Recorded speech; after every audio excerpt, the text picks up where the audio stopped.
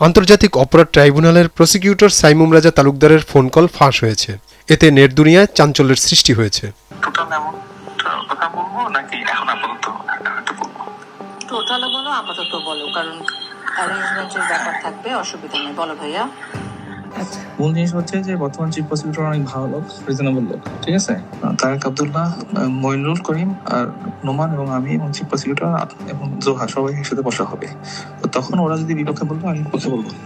এখানেই শেষ নয়, আরও একটি ফোন কল একই সঙ্গে ফাঁস হয়েছে, যেখানে সরাসরি টাকা দাবি করতে শোনা যায় সাইমুমকে। আমি একটা মঞ্জুরকে একটা হিন্টস দিয়েছিলাম যে বলছিলাম যে যদি আলটিমেটলি একটা ব্যবস্থা করা যায় তাহলে সব মিলে মানে আমার একটা যেহেতু ওনার ব্যাপারে আমার একটা এক্সপেকটেশন থাকবে যে এক এক্সপেকটেশন থাকবে। তারপরে সেটার মধ্যে ভেঙে ভেঙে সেটা যেটা হোক এখন 20 এরকম ভেঙে ভেঙে সেটা হইল। আমার দিক থেকে আমি পজিটিভ বলবো, ঠিক আছে। আচ্ছা, আশা করি রিজনেবলনেস উনি বুঝবে। ওকে, বাকিটুকু দেখা যাক কি হয়। আমার দিক থেকে আমি ট্রাই করবো। হ্যাঁ, অ্যাডভার্সারি তো আছেই, হ্যাঁ, কিন্তু কিছু তো করার নেই, আমরা তো ওদেরকে এলিমিনেট করতে পারবো না।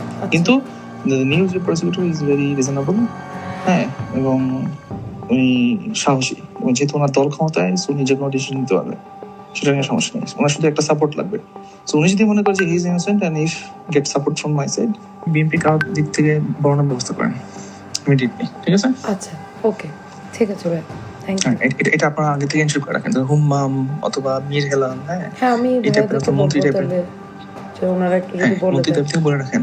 আমি কি আসলে আপনাদের থেকে কোনো পার্ট টাইম যাবো কিনা, না একবারই পরে যাবো, কোনটা ওয়াইজ হয়, কোনটা হলে বেটার? এগুলো কাজ হয়ে যাওয়ার পর হলে বেটার হয় না? আগে রেজাল্ট হোক। আমার তো ফাইন্যান্সেস আমার সাইড না ভাইয়া, সো এটা আপনি আর চাচি এমনি জিজ্ঞেস করছে যে আপনার কাছে কখন যাবে। এর আগে সাইমুম রাজা দুর্নীতির অভিযোগ তুলেছিলেন সদ্যবিদায়ী chief prosecutor advocate Tajul Islam সহ কয়েকজন প্রসিকিউটরের বিরুদ্ধে, যদিও পরে তিনি এর কোনো প্রমাণ হাজির করতে পারেননি।